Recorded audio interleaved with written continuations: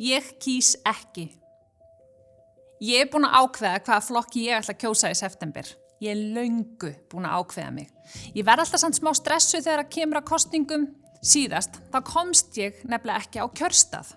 Ég vaknaði snemma, klæddi mig upp því mér finnst það góð hefð og ég var alveg tilbúin og ætlaði að fara á stað, en þá var enginn til að skutla mér.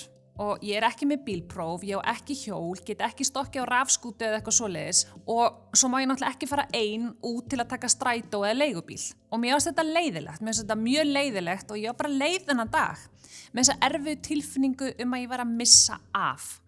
Mér finnst líka leiðilegt að sjá að minn flokkur vann ekki. Ég hefði getað gefið mitt atkvæði. Þetta hljómar eins og fáránleg frásögn úr öðrum veruleika, en þetta raunveruleg upplifun sumra fatlaðra einstaklinga sem búa á sambýli.